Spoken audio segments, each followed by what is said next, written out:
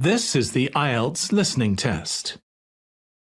You will hear a number of different recordings and you will have to answer questions on what you hear. There will be time for you to read the instructions and questions, and you will have a chance to check your work. All the recordings will be played once only. The test is in 4 parts. At the end of the test, you will be given 10 minutes to transfer your answers to the answer sheet. Now turn to Part 1. Instructions. You will hear a number of different recordings and you will have to answer questions on what you hear.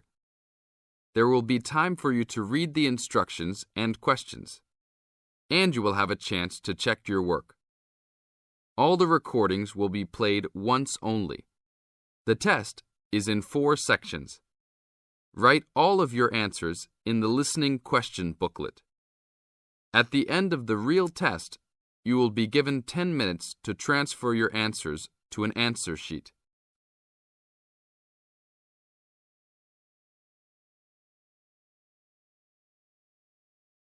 You are going to hear a conversation which happened in a travel agency. First, you have some time to look at questions 1 to 5.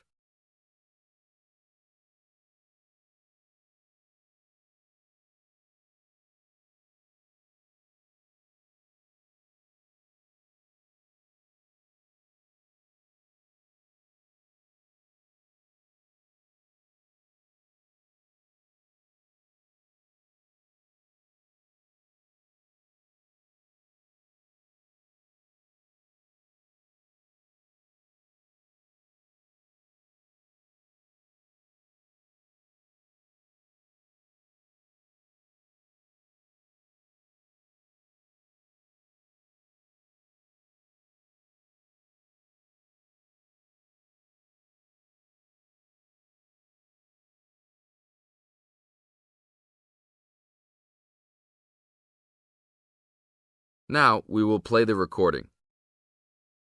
Listen to the tape and answer questions 1 to 5. Hi, I would like to make a reservation for a round-trip plane ticket from London to New York. Welcome to the Student Travel Agency. London to New York. Let me see if we have any student specials for that flight. Yes, we do in fact. What days would you like to fly? I am looking for a flight around the 10th of October or so. And how about your return date? Ideally, the 31st of October. Let me check our computers to see if these dates are available. Are you looking for economy class or first class? Economy class will be just fine. We have an open flight on the 10th, but for your returning flight, the 31st of October is already fully booked. If you want to upgrade to first class, there are openings for the 31st. Just a few seats left, though. How much do I have to add for first class? First class will be around 20 to 25% more. Well, that is not worth it. I would rather just fly on another day. Do I have any other options? There are open seats back to London on the 1st of November. There are openings for first class that day too. No, I won't be able to do that because I have to work. Is there anything before the 31st? Maybe the 30th or 29th? Let me check. You can fly on the 29th, but not the 30th. The 29th is a little bit early. Is there any way I can be on a waiting list of some sort? Of course, but you should still confirm a return date just to be safe. OK. How about if I book a return date on the 29th and add my name to the waiting list for the 31st? Can I do that? Sure, I can do that for you. Do you also want to add your name on the waiting list for the 30th also? I would recommend this in the scenario that you do not get the flight for the 31st. That is a good idea. How much will the round trip cost? I will calculate your price for you.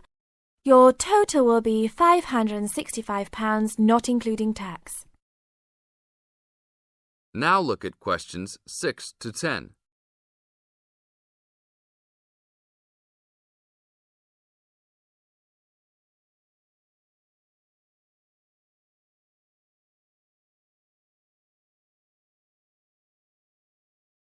Now listen to the tape and answer questions 6 to 10.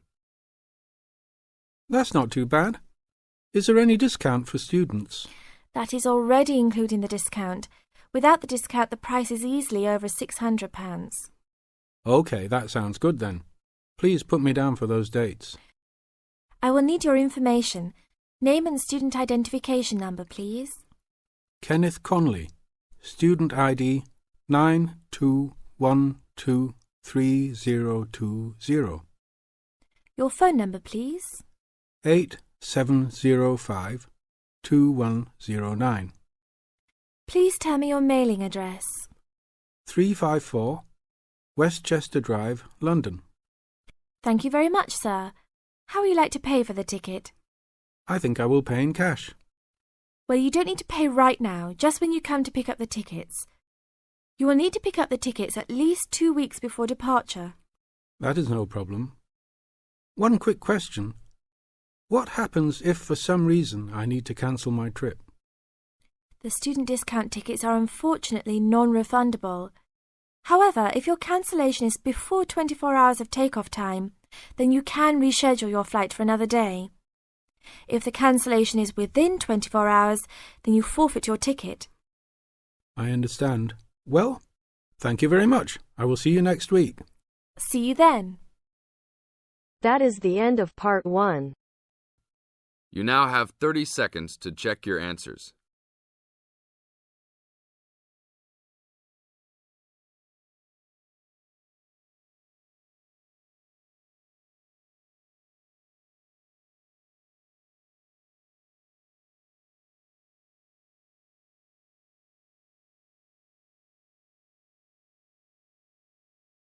Now turns to part 2.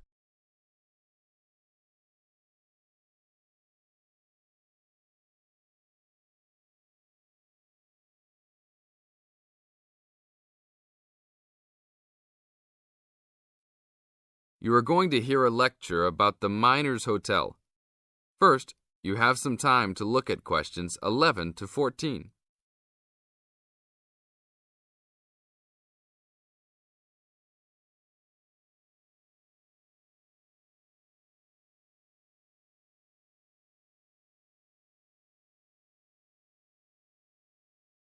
Now listen to the tape and answer questions 11 to 14. Good evening and welcome to the Miner Hotel. We are pleased to have you as our guest. I will give you a brief information session to tell you everything you need to know to make this a pleasant stay. The Miner Hotel was built in the 1850s, during the Gold Rush period, also nicknaming our state the Golden State. People from all over the country and even from other countries came to seek their fortune here in these hills, creating cities overnight. In this city, many Gold Rush hotels soon opened up. This particular hotel was built in 1851, but was destroyed during an earthquake. It was rebuilt in 1995 to recreate the feel of the Gold Rush, complete with articles and actual photographs from during the 1850s. Our hotel is divided into 2 buildings, one called the Gold Tower and the other is named the Fortune Tower. You will be staying in the Fortune Tower on the 25th floor, complete with great views of the city. Your room is the best room in the hotel, complete with private living room and hot tub. Here is your room card. On the card it will say FT, meaning Fortune Tower. On the bottom of the card it will say 2515. The 25 stands for the 25th floor, and the 15 stands for the 15th room on that particular floor. Now look at questions 15 to 20.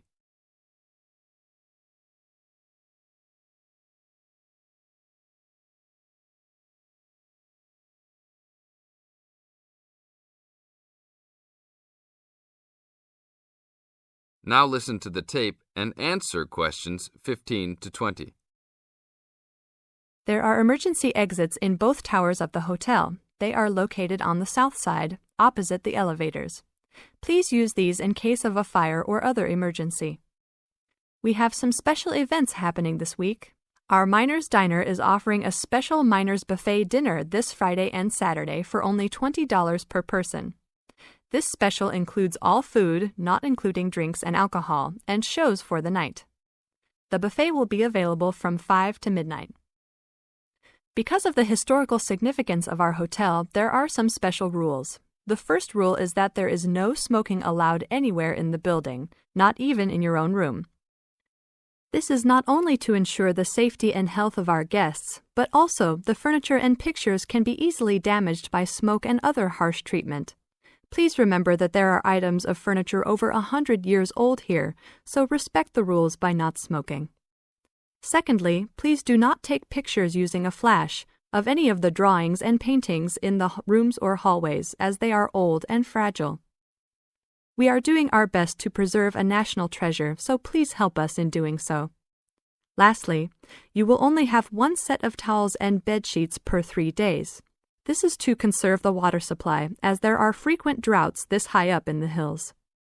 If there are any further questions, the staff of the hotel will be available to answer your questions.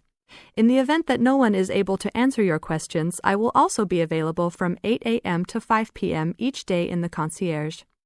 I hope you enjoy your stay here with us. Thank you very much. That is the end of part 2. You now have 30 seconds to check your answers.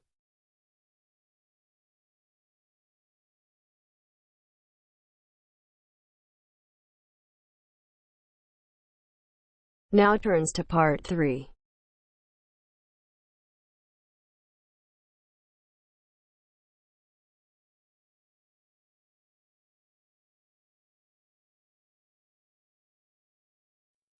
You will hear 2 engineering students, a woman in her 6th year called Linda and a man in his 5th year called Matthew, discussing the benefits of student work placements. Before you listen, you have some time to look at questions 21 to 26.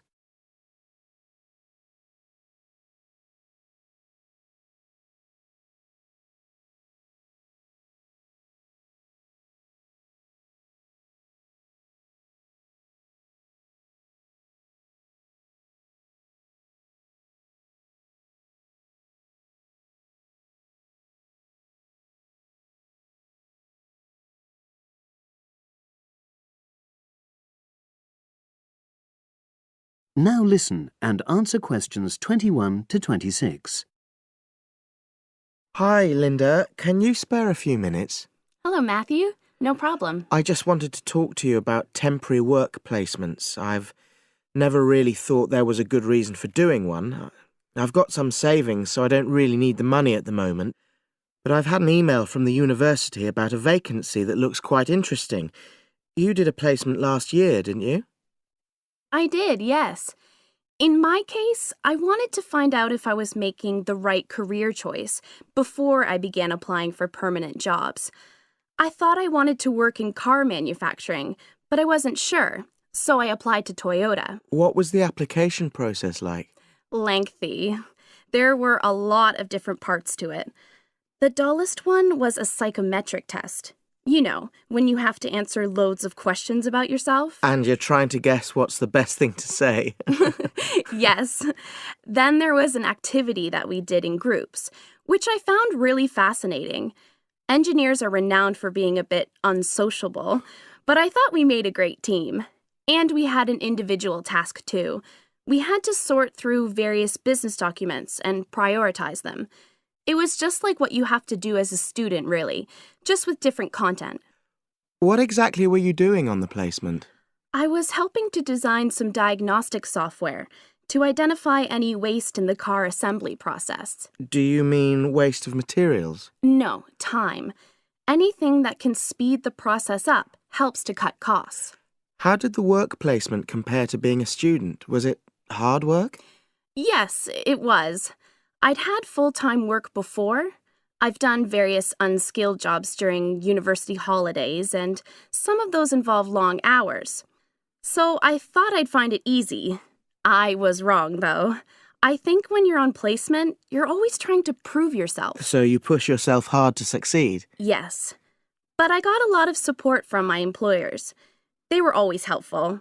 And then, at the end of the placement, I was given formal feedback. Do you mean on your engineering ability? Well, no, I didn't really need that because we had team meetings every other day.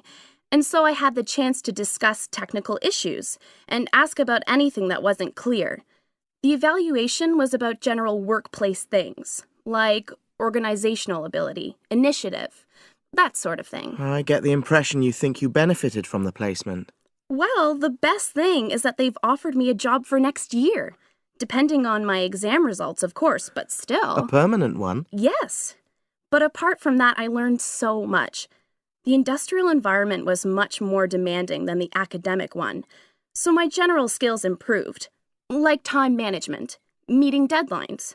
And on the technical side, I learned new software packages, like MS Project. Well, I think you've convinced me that work placements are worthwhile, but while you're here, can you give me advice on something else? Before you hear the rest of the conversation, you have some time to look at questions 27 to 30.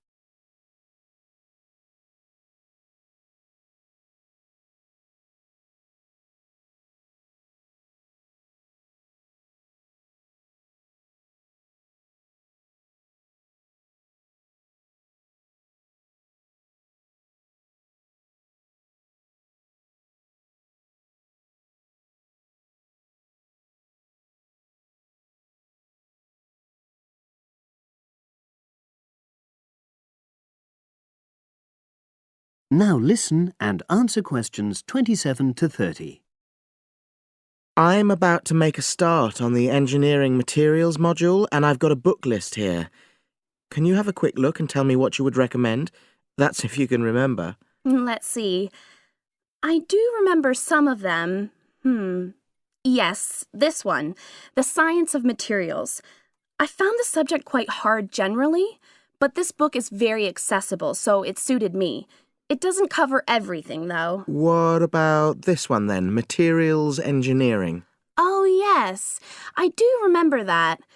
But it's a bit out of date now, isn't it? Unless it's a new edition. I don't think so.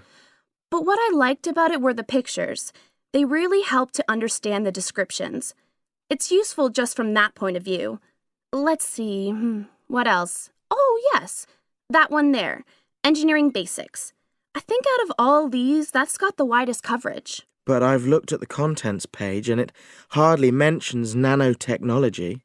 Yes, you're right. The evolution of materials does, though. It's a recent publication, so it covers all the latest developments. It's a bit thin on the 1960s, though, and that decade was quite important. Well, it sounds as if they all complement each other in some ways. I don't suppose you can lend me... That is the end of part 3. You now have half a minute to check your answers.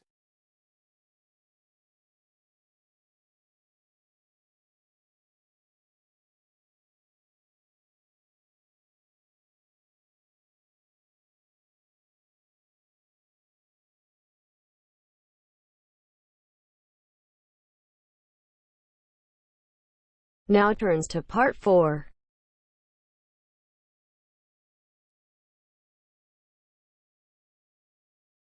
You'll hear an introduction about the tutorial courses of the physics school.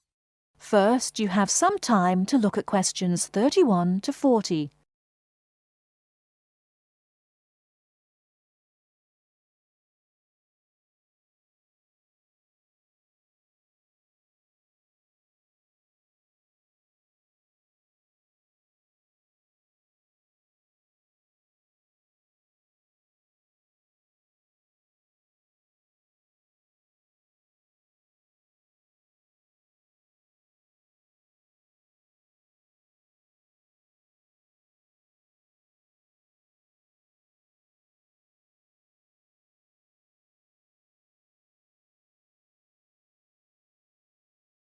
Now listen carefully and answer questions 31 to 40.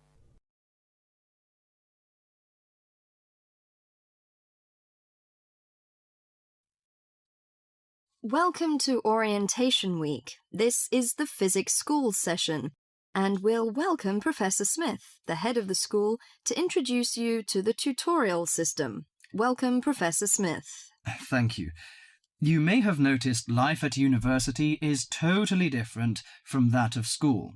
For you, tutorials are an important part of the teaching program.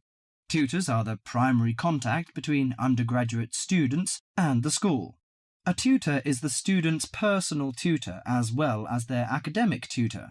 Tutorials for physics undergraduates consist of 6 students who meet each week with their tutor for at least 50 minutes. For radiographer students, tutorials will normally consist of a group of about 10 students who will meet fortnightly with their tutor for a period of at least 50 minutes. In the first semester, the tutorials are during weeks 1 to 11. For semester 2, they are during weeks 14 to 24. Everybody involved is expected to be present and on time, and the tutor will also be available in week 12 and 25 to discuss problems that arise during revision, but attendance by students is optional. Now I'm going to introduce to you the stages and activities of the tutorials. The induction period is from week 1 to 3.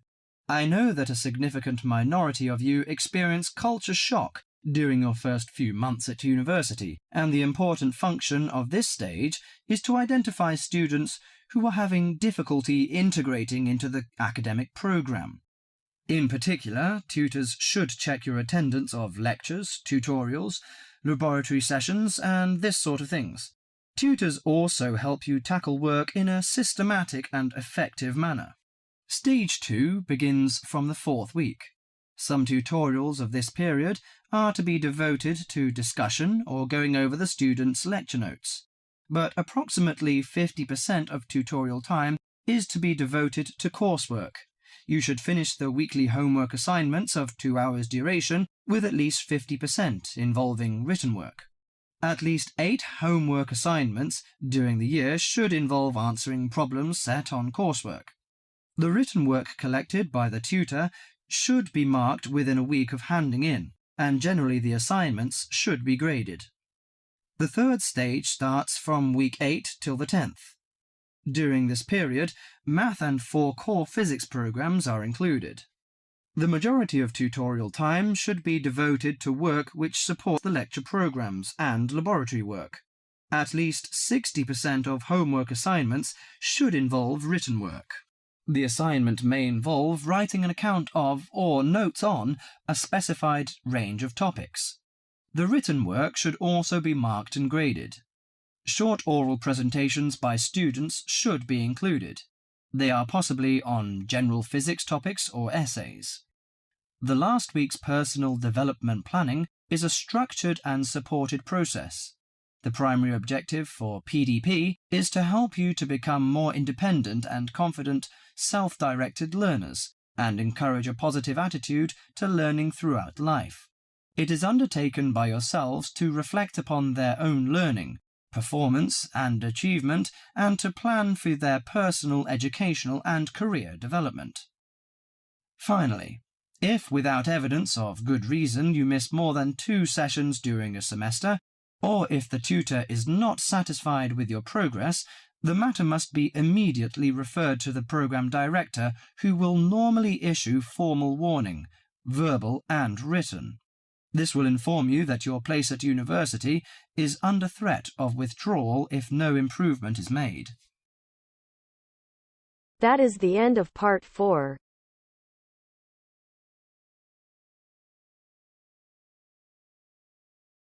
You now have half a minute to check your answers.